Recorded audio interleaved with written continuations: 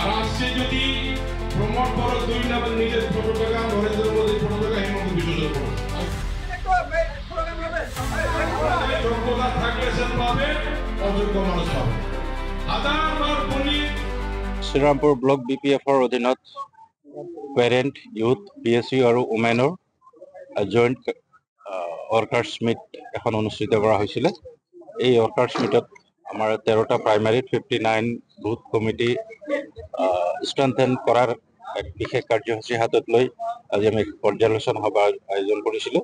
এইখন সভাত আমাৰ ব্লকৰ প্ৰত্যেকটো উইংছৰ কাৰ্যকৰ্তাসকল, আমাৰ প্ৰাইমাৰী প্ৰেচিডেণ্ট ছেক্ৰেটাৰীসকল আহি উপস্থিত থাকি দিনজোৰা কাৰ্যসূচীত আজি আমাৰ সভাখন সাফল্যমণ্ডিত কৰিলে।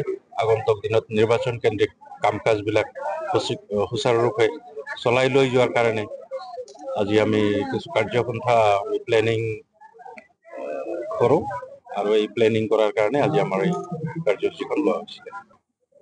চাওক, BPF হ'ল BTCৰ স্ৰষ্টা দল আৰু BTCখন সৃষ্টি কৰিছে BPF সৃষ্টিৰ পৰা আৰম্ভ কৰি BTCৰ আন্তঃগাঁথনিৰ পৰা আৰম্ভ কৰি বিভিন্ন শিক্ষানুষ্ঠান BTCখন গঠন কৰিছে BPFৰ হাতত।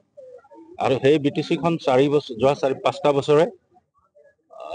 5টা বছৰে ৰাজনৈতিক চক্ৰান্তমূলকভাৱে সাধাৰণ ভোটাৰ ৰাইজৰ BTCৰ ৰাইজৰ যিটো সিদ্ধান্ত, সেই সিদ্ধান্তক আওকাণ কৰি ৰাজনৈতিক চক্ৰান্তমূলকভাৱে BPFৰ হাতৰ পৰা শাসনভাৰ কাঢ়ি লৈ যি 4 বছৰত যি লীলা খেলা, যি ৰাজনৈতিক লীলা খেলা আমি দেখা পালোঁ, BTCৰ ৰাইজে দেখা পালে। এই লীলা খেলাত অতিষ্ঠ হৈ আজি BTCৰ ৰাইজে BPFৰ হাতত শাসনভাৰ গতাই দিয়াৰ কাৰণে আজি সিদ্ধান্ত গ্ৰহণ কৰিছে। আৰু BTCৰ ৰাইজে স্বতঃস্ফূৰ্তভাৱে আজি ওলাই আহিছে BPFক BTCৰ একচুৱেল কৰ্মী, একচুৱেল ছাৰ্ভিচ দিয়া দল হিচাপে বিবেচনা কৰি। গতিকে BPFৰ আগন্তুক নিৰ্বাচনত জয় নিশ্চিত। গোটেই BTCতে জয় পৰিস্থিতি। আজি শ্ৰীৰামপুৰতো আমি আত্মবিশ্বাসী যে আগন্তুক যি নিৰ্বাচন আছে, এই নিৰ্বাচনত শ্ৰীৰামপুৰ ব্লক BPFৰ কাৰ্যকৰ্তাসকলৰ হাতে হাত ধৰি যি কাম কৰি লৈ যোৱাৰ যি স্পৃহা দেখা পাইছোঁ, আগন্তুক নিৰ্বাচনত আমি BPFে শ্ৰীৰামপুৰ সমষ্টিত জয়যুক্ত হ'ম বুলি আমাৰ দৃঢ় বিশ্বাস।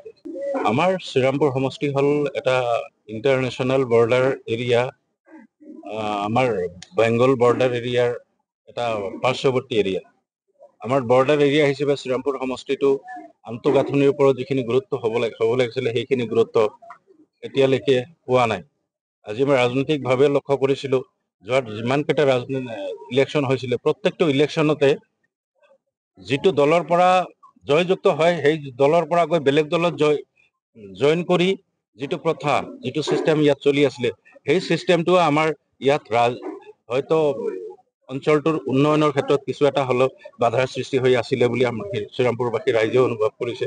গতিকে বিভিন্ন সময়ত বিভিন্নভাৱে যিসকলে প্ৰতিদ্বন্দ্বিতাত নামি শ্ৰীৰামপুৰৰ সমষ্টিৰ পৰা জিকি গৈ বেলেগ পন্থা অৱলম্বন কৰে, বেলেগ কোনো দলত জইন কৰে।